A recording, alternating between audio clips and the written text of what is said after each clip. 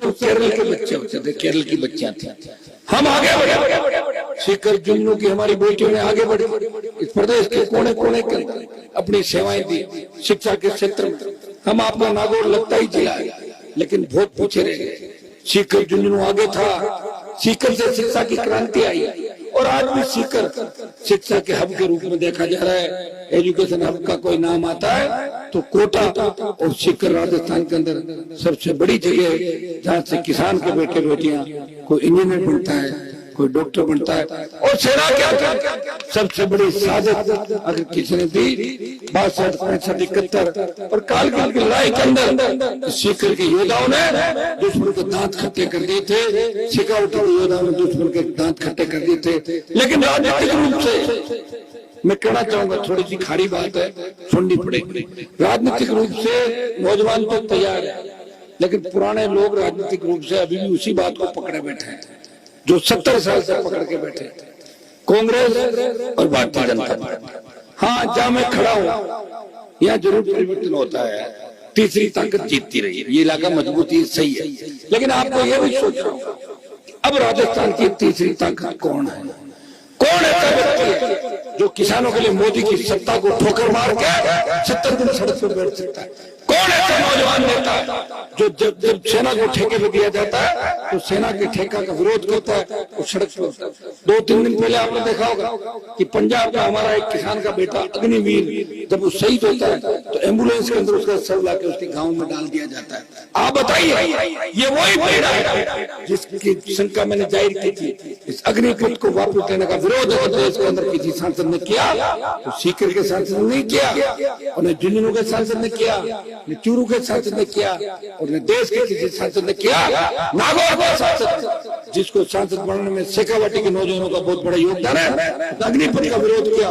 2 लाख जवानों की रैली जोधपुर के अंदर करके मोदी को चेतावनी दी, हमारे रैली की तरफ तैयार हो जाओ। और जो अग्निवीर 25% लेने की बात कर रहे थे कि अग्निवीर भर्ती के बाद 25% को हम रखेंगे, 75 वापस भेजेंगे। एक कारोबार से मोदी सरकार डर गई और ये फैसला हुआ कि 50% को हम सेना में रखेंगे और 50 को वापस भेजेंगे। और एक अगर आप दिल्ली की तरफ बदलोगे तो ये अग्निपथ खत्म ही करवा दूंगा, इतना मैं विश्वास आपको दिलाता हूँ। जिस तरह हरियाणा, पंजाब, उत्तर प्रदेश, अभी जो ओंकार जी आपको बात बता रहे, मेरी एक बात समझो। हरियाणा, यूपी, पंजाब और दिल्ली के किसान नेताओं ने मेरे से संपर्क किया था। उन्होंने मुझे कहा कि हनुमान जी लड़ाई हमने लड़ी है, हमारे किसान नेताओं ने लड़ी है, और ये सही बात है। हमने हमेशा उन्हीं के नारे लगाए। प्रधानमंत्री बने तो हरियाणा, उत्तर प्रदेश के किसान नेता ही बने, राजस्थान के नेता वहां तक नहीं पहुंचे थे।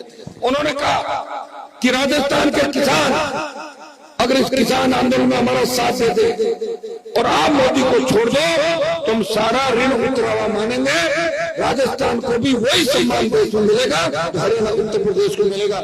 मैंने कहा आपके बहुत से नेता हैं, 20-30 सांसद है आपके, उनसे छोड़ो, कोई नहीं छोड़ रहा।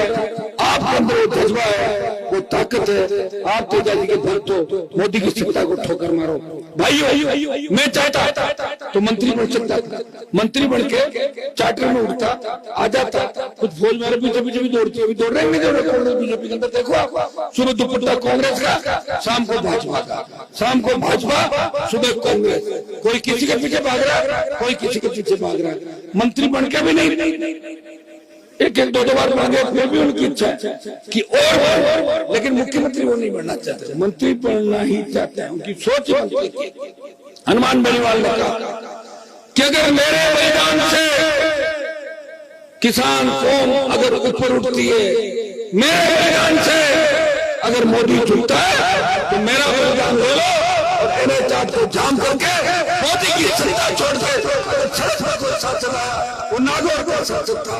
ले भाइयों, ये अपील करना है आपको भी कि हर वर्ग, जवान, किसान, बढ़ती महंगाई, बेरोजगारी और प्रदेश में बढ़ते अपराध, गैंगवार की घटनाएं, जब किसान के बेटों के सीने पे गोलियां चल रही थी, वसुंधरा किसान के बेटों को मरवा रही थी, दूसरे दल मरवा रहे थे, कोई नहीं था, एक व्यक्ति था, वो जान हथेली पे लेके कौम और किसान से लड़ाई लड़ रहा था। वक्त आ गया है वोट की चोट से सत्ता का संकल्प लेके आगे बढ़े।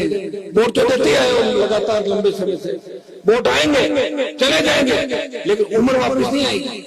कोविड के अंदर 50 लाख लोग चले गए, हमारी भी उम्र धीरे धीरे बढ़ रही है। अब की बार अगर अच्छी सीटें नहीं आई, सीटों से तो एनर्जी मिलती है, मिलती नहीं मिलती।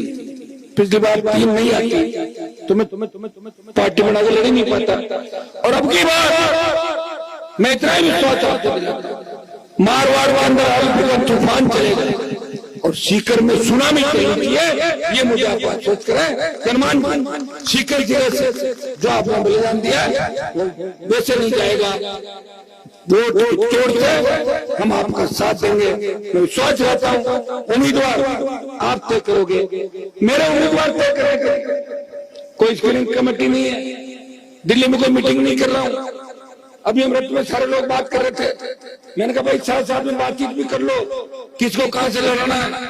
अपने भी सूची जारी करनी पड़ेगी, अपनी पार्टी है, देश की नजर है। कई लोग बाहर से आए थे, पार्टियां बनाएंगे, लड़ेंगे, खुश हो गए सारे घूम रहे बात करने के लिए। ये स्थिति तो नहीं लड़ सकते, लड़ने के लिए ग्राउंड चाहिए, ग्राउंड नहीं, बिना ग्राउंड वाले लोग लड़ाई नहीं लड़ सकते। मैंने पहले ही कहा, मैंने कहा जब हम यूपी हरियाणा के अंदर तुम्हारा ध्यान रखते हैं, तुम्हें राजस्थान के अंदर उस व्यक्ति का ध्यान रखना चाहिए जो किसान की लड़ाई लड़ रहा है। तुम तो व्यापारी हो, व्यापार में जहाँ घाटा नफा उसी तरह व्यापारी चल पड़ा।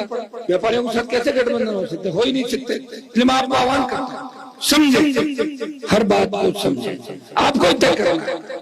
मेरा टिकट जो बांटने का फार्मूला वो आप लोग हो। सर्वे मैं भी करवा रहा हूँ, मैं को ऐसे ही थोड़ी बैठा हूँ, लेकिन आई सही है, साधन संसाधनों की कमी है। 70 साल बीजेपी कांग्रेस से राज किया, अथाक पैसा उनका, मोदी के पास तो वो ताकत है।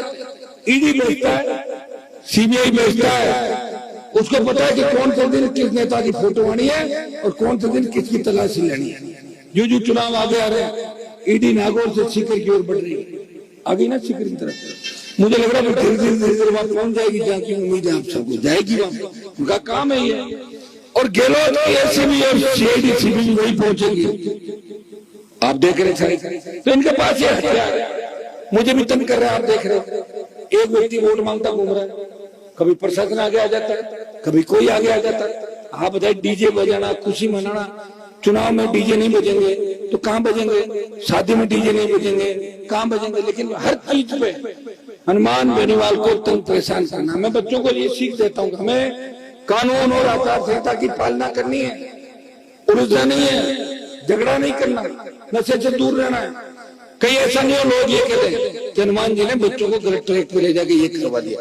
आपने मुझे लड़ते हुए देखा है, सीकर के अंदर भी लड़ते हुए देखा है, कभी लाठी गोली नहीं चलने दी राजस्थान के अंदर। इससे बड़ी क्या बात होगी कि किसी भी किसान के बेटे पे झूठे मुकदमे भी नहीं लगने दिए। लगे मैंने मेरे फूल ले लिए और खत्म हो गए मुकदमे। बात करने लड़ा कैसे नहीं लड़ा, ये बातें अंदर की सारी बातें। तो भाइयों एक आह्वान करूंगा, ये सत्ता संकल्प इसका नाम इसलिए दिया कि हमें व्यवस्था बदलनी। व्यवस्था कैसे बदलनी है आप बताओ।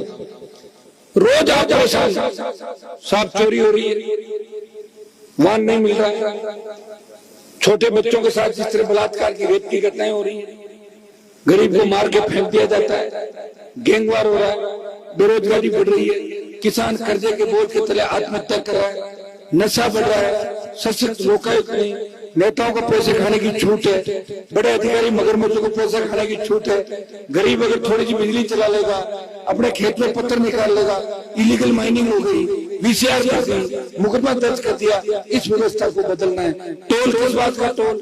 100 रुपए डीजल पेट्रोल के ले रहे हो, जब डीटीओपी में रजिस्ट्रेशन कराते हैं गाड़ी का पैसा ले रहे हो, फिर टोल किस बात का? टोल राजस्थान फ्री बिजली किसान को इसलिए मिले फ्री बिजली, कारण भी बता दूं, विंड एनर्जी, सोलर एनर्जी के बाद सबसे ज्यादा बिजली उत्पादन करने वाला राज्य होगा राजस्थान आगामी 1-2 साल के अंदर। इसलिए हम कहते हैं कि हमारे किसानों को फ्री बिजली मिले और घरेलू उपभोक्ताओं को आधी दर पर बिजली मिले। ये हनुमान बेनीवाल कहता है। मेरा घोषणा पत्र 2-3 दिन के बाद आपके बीच आ जाएगा। मुझे बड़ी उम्मीद है कि शेखावाटी का जवान इस बार अपने भाई के साथ चलेगा। 25 साल मैंने लड़ाई लड़ी, ये 5 साल का तो गाना ऐसे ही चला, 5 साल नहीं सोया, मैं तो 25 साल ही नहीं सोया। अभी गाना चेंज कराओ, ओंकार जी गाने को बदलाओ यार, 15 साल तो आपके साथ दौड़ते दौड़ते हो गई मुझे, साल निकलते पता नहीं लगता। 2 साल कोविड में चले गए, कौन लाया कोविड बताओ? मोदी का भाषण सुना मैंने 2020 में, लोकसभा में गए थे, एनडीए में मोदी भाषण दे रहे थे, हिंदुस्तान में कोविड नहीं आएगा, 150 करोड़ का देश, कोविड नहीं आएगा ऐसे कह रहा था। और 2 महीना लोकसभा चलाई, ऐसा कोविड आया कि कई मंत्री चले गए, कई सांसद चले गए, और हमारे जैसे आप जैसे कई लोग मौत के मुंह से वापस निकल गए। ये तो पहला दौर था। और दूसरा दौर जब आया, ऑक्सीजन सिलेंडर के लिए, प्राणवायु के लिए दम तोड़ रही थी जिंदगी, लोग फोन करते थे बड़े बड़े, बेटे को भर्ती करो, तो पैसा तो था लेकिन वेंटिलेटर नहीं था, आईसीयू में बेड नहीं मिल रहा था, रेमडेसिविर इंजेक्शन नहीं था। वो दिन भी हमने देखे। कौन जिम्मेदार है इसके लिए बताओ मुझे? रोक लेते। कई देश वर्ल्ड में ऐसे हैं जहाँ कोविड गए नहीं, क्यों? उन्होंने पहले ही सारी व्यवस्था कर ली। आज पहले से आपने सारी व्यवस्था कर ली यहाँ पे, फिर क्या दिक्कत है? अगर टेंट नहीं लगा होता, स्टेज नहीं होता, मैं अचानक आता तो फिर क्या आप टेंट लगाओ, अब थोड़े उस टाइम लग गया। तो ये व्यवस्था अगर पहले होती और जिद करके लोकसभा नहीं चलाता प्रधानमंत्री, तो ये स्थिति देश के अंदर नहीं होती। लेकिन सुनने वाला कौन है? सामने पप्पू और इधर गप्पू। एक पहले रेडियो चलता था, 30-35 साल पहले रेडियो चला करता था। पुराने आदमी को ये तो जानते होंगे, मोहन सिंह जी, आप शायद दाढ़ी सफेद और कुछ एज आपकी ठीक लग रही मुझे। एक पहले रेडियो का था, रेडियो का बहुत क्रेज था। ये रेडियो गप्पिस्तान है। अब ये गप सुनाते थे ना, गप जाकर साहब, एक तरफ है भारतीय जनता पार्टी का गप्पू जो रेडियो गप्पिस्तान, और एक तरफ है कांग्रेस का पप्पू गप्पू के बीच देश है। जाओ कैसे कैसे, लेकिन जब मजबूत नेता वो पप्पू गप्पू के बीच में भी अपने काम तो निकाल लेते हैं, मजबूती से काम कर रहे हैं। और अगर नहीं मानते तो ये तो आपके यहाँ तो पूरी कांग्रेस की सरकार, लक्ष्मणगढ़ जाऊंगा तो पूरी सरकार चल रही है कांग्रेस पार्टी सत्ता में। खींवसर और लक्ष्मणगढ़ का विकास देख लेना, अगर खींवसर में लक्ष्मणगढ़ का कम विकास हो, मैं राजनीति छोड़ दूंगा, और ज्यादा हो तो डोटा से जो कहना चाहता हूँ, फिर आप क्या करे थे? 4-5 साल वहां बैठे बैठे मंत्री भी थे, प्रदेश थे, करा लेते विकास। RLP से विकास। लोग ये भी कहेंगे अरे ये लड़के घूम रहे हैं पिकअप पे गाड़ियों में, विकास कहाँ से होगा? विकास तो सरकार डर के मारे करती है, विकास ऐसे नहीं होता। मेरा कागज चला जाता है, हिम्मत है क्यों रुक जाए काम? दिल्ली में भी होता है, और प्रदेश का लोकतांत्रिक पार्टी के जवान किसानों का काम होता है। तो आपने देखा होगा जो आंदोलन हमने किए आज तक सक्सेसफुल हुए, किसी आंदोलन के अंदर दरी समेट के बिना उसके नहीं गए, हिम्मत से काम लिया, और उसी का परिणाम है क्या दोनों हाथों से राजस्थान का किसान और किसान के बेटे साथ दे रहे। और राजस्थान है प्रधान, RLP प्रधान है।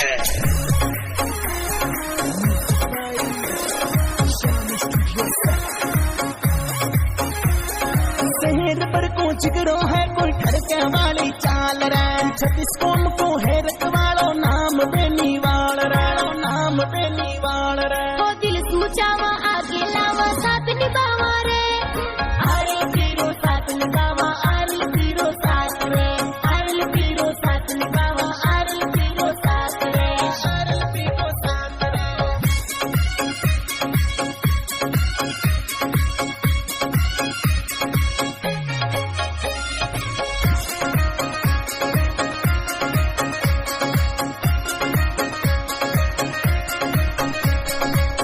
नागौर प्रधान, RLP बड़का पड़े।